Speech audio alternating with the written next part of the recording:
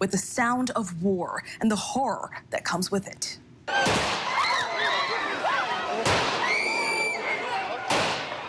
This terrifying scene playing out in Kyiv as a growing humanitarian crisis unfolds. Hundreds of thousands of Ukrainians are trying to get out as Russia continues its all-out assault on the country. More bombs today falling across Ukraine. This stunning video shows a driver swerve through an intersection to avoid being struck.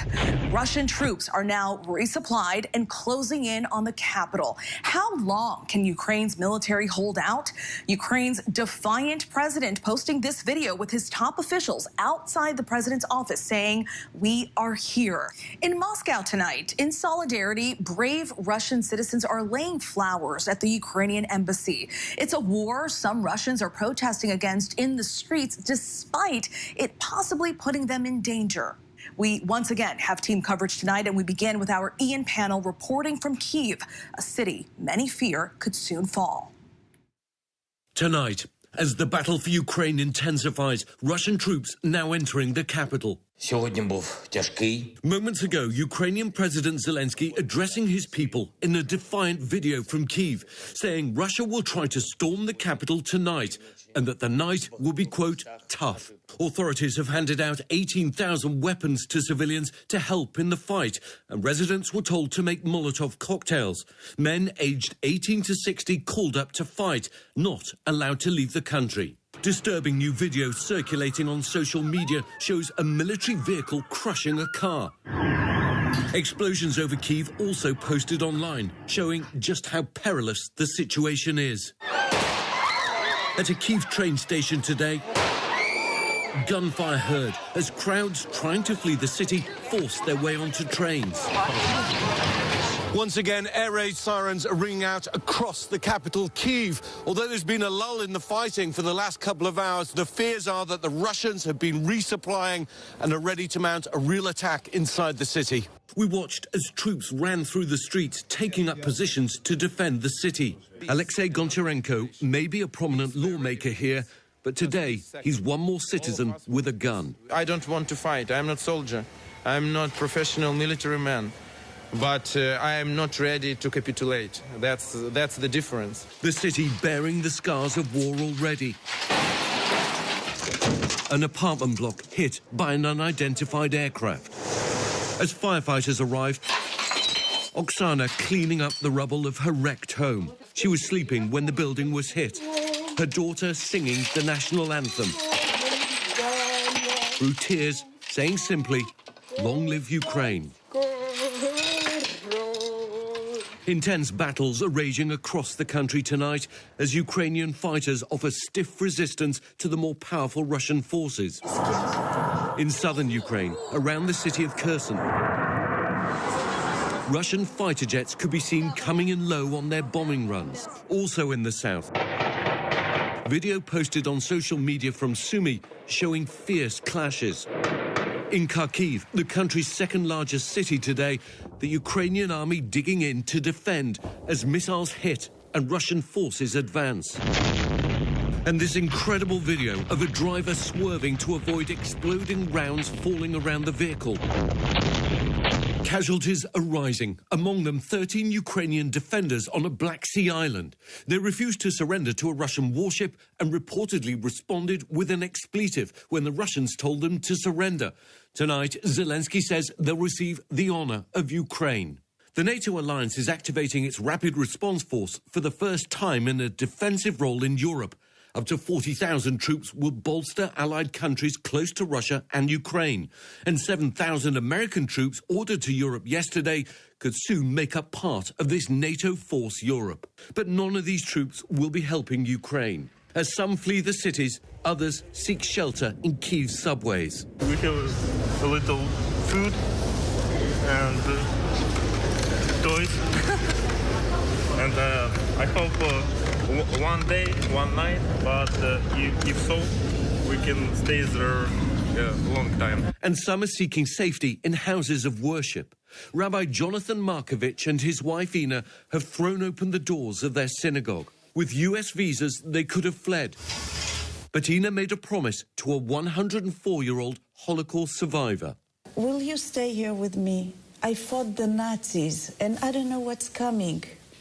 Oh, wow. She's 104 years old. So she's lived through the Nazis, Yes. and now she's afraid of the Russians. And tonight, a long and bloody battle looks unavoidable. Ian Panel joins us now from Ukraine. Ian, with Kyiv under threat from these Russian forces, are there any diplomatic options left right now? Yeah, interestingly, there seem to be sort of flickers of potential diplomatic activity, statements from Kiev, statements from Moscow, a suggestion from other countries, perhaps offers to try and mediate. It hasn't amounted to anything serious right now. I think that is safe to say. Some of the suggestions from the Kremlin early this morning was that, yes, they would negotiate, assuming that the Ukrainians agree to a ceasefire. And then when Vladimir Putin spoke, again, he was talking about these sort of Nazi forces, these neo-Nazi forces, again, without any evidence. He basically wasn't referring in his mind to the regular Ukrainian forces. So there doesn't really seem to be that much common ground. However, there are lines of communication. There are, if you like, talks about potential talks where they might be held. The Russians are suggesting Minsk in Belarus, but they have to agree some kind of common ground before they get to that stage. I think the suggestion at the moment is that potentially officials could meet. But as you say, the battle for Kiev is now underway. Just in the last few minutes, again, we've been hearing the sound of what appear to be tank rounds firing as Russian forces close in. So although there could be some sign of negotiations, for now, it's the guns that are doing the talking. And Ian, I was just going to ask, in the last couple of times that we've seen you from that same position, we've heard the sirens and we've heard some of that, the firefighting there. In the last few hours, other than the sounds that you've heard, what's the situation there like? Are you seeing individuals walking the streets? What are you seeing? Yeah, I mean, the situation today has been more tense than ever. This is more serious than ever before. We've seen troops running around the city, going to positions to try and defend the city. There's a real sense here that they're expecting this onslaught. President Zelenskyy tonight saying that he feels that it could happen this evening, and a senior U.S. official briefing that they think it's going to come tomorrow. That's how close it is. There is fighting in the city. There are tanks in the city, and the Ukrainians are pretty much in a fight for their lives. I mean, we were out in the center of the city today at rush hour, 5 p.m. in the afternoon. Normally those streets would be clogged. Today I was standing in the middle of the road. There was nothing around. We saw families hunkered down deep underground in metro stations, sheltering from the threat above ground. You see the odd individual out, sometimes people walking a dog. We saw one guy with his young daughter just giving her a little bit of fresh air, but generally people are avoiding the streets. The only activity you hear is the sound of battle. Incredible. Ian, thank you so much for your reporting. You are so close to it. You are in the middle of that war there. Be safe. Next tonight, to the stunning humanitarian crisis. The UN says hundreds of thousands of Ukrainians are on the move trying to get to safety, in many cases forced to leave everything behind. Americans like this teacher here we first met last night are also caught in the crosshairs of war. ABC's chief national correspondent Matt Gutman reports from the Ukraine-Polish border tonight. Tonight, those refugees are pressed against the checkpoints in Slovakia and pouring into Polish train stations. Hundreds of thousands of Ukrainians turned refugees are now on the move. They've been forced to leave behind almost everything they know, fleeing a war they did not ask for and a conflict they want no part of. It's probably better to leave than stay in Kyiv just in case. Among the displaced, inching their way to Poland and to safety, was American Juan Tech and his wife, Ilyana. There was an explosion right over there. So how much further? Crime caught up with him last night as his family was making their way north. We stopped to get gas, even though we have like 300 kilometers to go. The hours ticked by, their son Leon bouncing in the back. And I want to say I want to come back, but I don't know if we're going to come back. We're starting a life here, home. But now we're running. Juan can leave because he's American. The conflict not only forcing many Ukrainian families into exile, it's also splitting them apart. Ukrainian men 18 to 60 are banned from leaving, authorities holding them back to fight. So it's the women who push forward alone. We met Anna at another border crossing. Her husband was turned back right at the border after 40 hours on the road. So he had to leave the car and the family and go back? What was that like? Thousands arriving at this Polish train station. Polish troops ladling soup and serving hot drinks. Every available space crammed with sleeping refugees on those cots. Mothers curled up against infants in loud hallways. The vacant stares of the exhausted, the defeated weeping of the grandmothers abandoning the world they know, perhaps for the last time. Exile needs no translation. Imagine leaving your home and everything you own with a pair of carry-on bags. And yet they are the lucky ones. Gunshots heard from a packed train platform in Kyiv. The screams of children piercing the air as families try to get out. A journalist who recorded this video says underground metro stations are filled to the brim with civilians. So many here and across Ukraine unsure where they'll go next. Back at that train station's arrival hall, we found Julia standing alone. She left her mother behind. What lay ahead, uncertain. Oh my God, I cried a lot. Did you? You cried when you crossed in? Yeah, I was forced to quit my country, and I didn't want it. It's like, if I want to cross my country, it should be my decision to quit my country, not that I have to. But tonight, there is also relief. Juan Tech and his family did finally make it through after 30 hours of travel. I had an idea it was going to be long, but not this long. Exhausted, but still hopeful they'll be able to return to Ukraine one day. It was hard to realize that it happened, that somebody actually is going to bomb us in modern world. Part of me will always believe that everything's going to be normal back again, that Kyiv is going to be back normal. I do hope that the apartment where we were staying is going to be whole and nothing going to happen to it, and that people will be able to come back home eventually. Maybe after some time, but I do hope so. And Matt Gutman joins us now from that train station in Poland. Matt, I can see it is still very busy there, and we are so happy to see Juan made it out. As you mentioned, though, he's one of the lucky ones. Talk to us more about what you've seen and heard firsthand as this humanitarian crisis unfolds right before your eyes.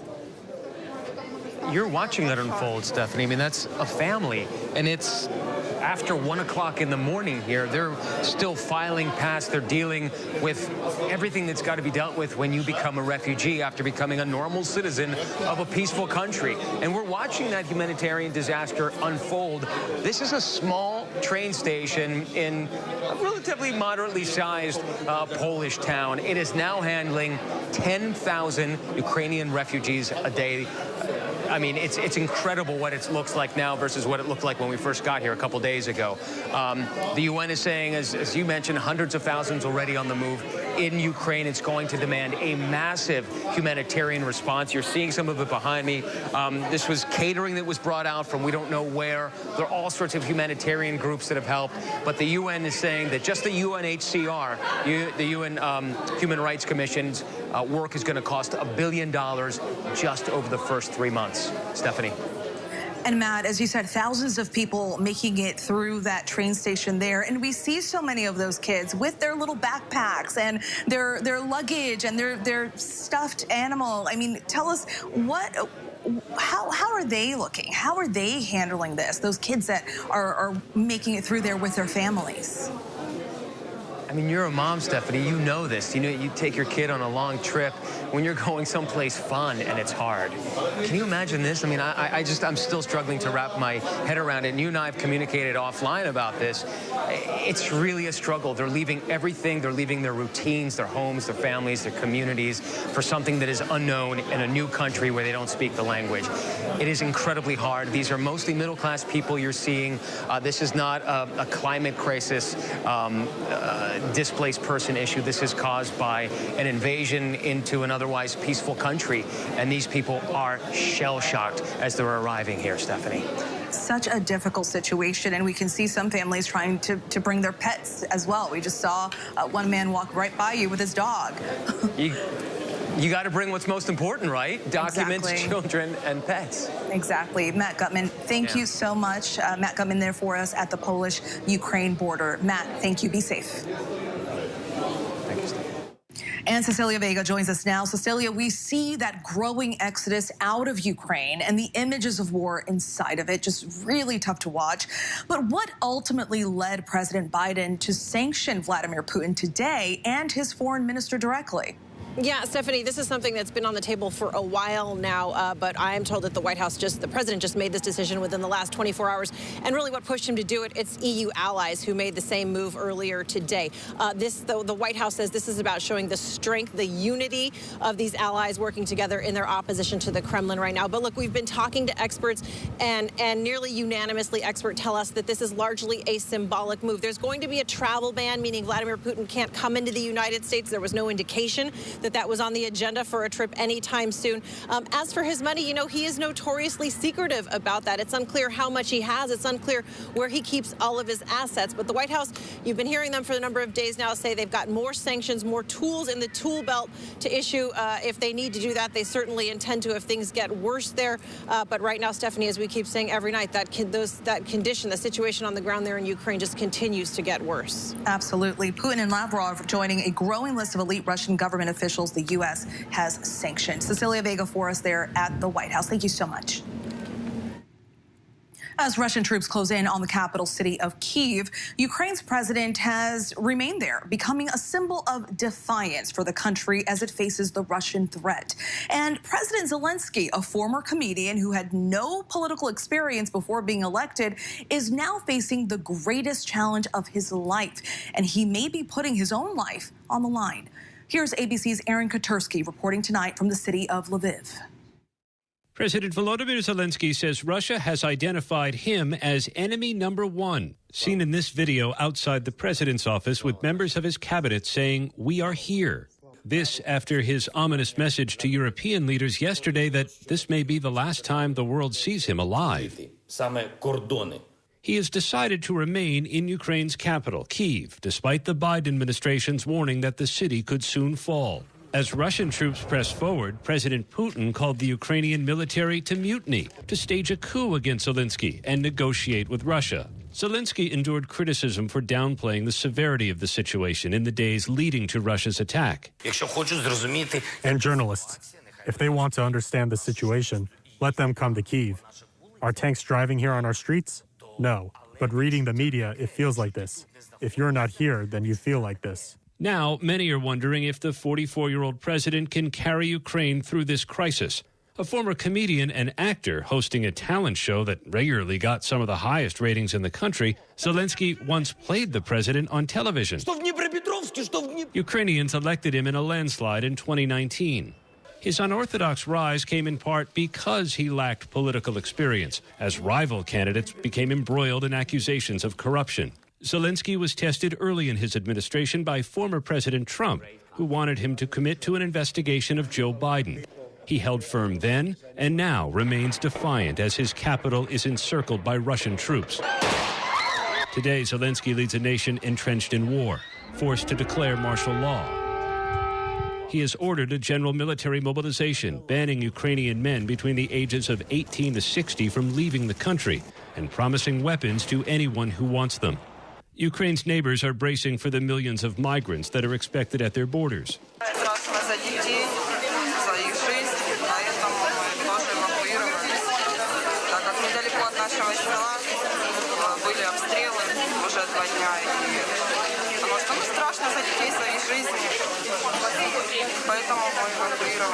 Earlier today, NATO held an emergency meeting in Brussels to discuss sanctions and sending more troops to its eastern flank. But Zelenskyy is saying those sanctions are not enough. He believes Ukraine has been left alone in defense of its country. Zelenskyy is fighting a physical battle with the Russians and a psychological one, too. Putin has been claiming Ukraine is committing genocide and saying Russia is out to denazify the country. Zelenskyy is Jewish. Members of his family were killed in the Holocaust. The former comedian is now tasked with steering his country through its most deadly, serious moment since World War II. Our thanks to Aaron there in Ukraine. And joining us now is the Ukrainian ambassador to the U.S., Oksana Markarova. Ambassador, we are so thankful that you have taken the time to join us during this terrible time for your country. Ambassador, your president remains in Kyiv, a city many around the world are worried about tonight. What can you tell us about what's being done to protect the capital at this hour? Thank you very much for having me, and I would like to thank all the Americans for the support that we feel and receive during these days, which is crucial for Ukrainian people. So yes, my president remains in Kyiv. He remains there with Ukrainians. He remains there with our armed forces. And believe me, all the armed forces of Ukraine, even though the situation is really difficult in Ukraine, and even though for the past 48 hours we have been under brutal attack from the air, from east, from north, from everywhere by the enemy, by a neighboring country that attacked a sovereign country, even though everyone understands the risks and we look into the eye of this for the past two days, we remain committed to defend our home. We resist. We will not surrender our capital to the enemy. And speaking of your president, he has been filming defiant videos today, posting one on social media saying, "We are here." He earlier today also issued a call to arms to everyone capable of defending Kyiv to, quote, "please help our military." But the Ukrainian military, we hear, are putting up a brave fight. Is that what you're hearing as well? Absolutely. We actually admire every man and woman that today is defending our homes. Again, Ukraine is a very peaceful country. We never attacked anyone. It was Ukraine that was attacked by Russia in 2014 when they illegally occupied Crimea, when they illegally occupied parts of Donetsk and Lugansk territory, which then for 8 years we tried to use every diplomatic solution together with the United States and our partners and allies in Europe to negotiate and to diplomatically restore our territorial integrity. And then earlier this last year, as you all saw, when Mr. Putin started accumulating the troops around our border, and then he recognized so-called republics, which definitely are not republics. They have been occupied by Russians for this 8 years, and used that as a pretext to now wage a full-fledged invasion and war in our country. But again, you know, we don't have any other home, and we will defend this one.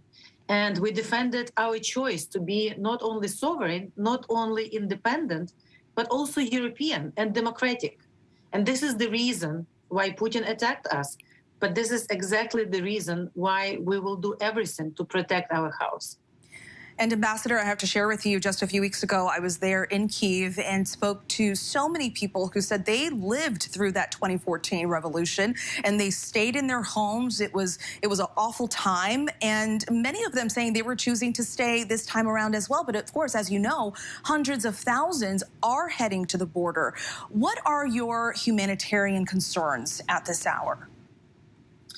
Massive concerns. I mean, Putin's actions, not only to start the full-fledged war, but also targeting the civilian infrastructure. They hit an orphanage today. They hit a hospital today. They've hit so many individual private houses and apartment buildings. These are clear acts of war, but also criminal acts. And we are getting all this information and confirmations and evidences, and we will be doing everything possible to make them accountable for this. But also so many people had to leave their houses during these 2 days, relocate from many places, women with children.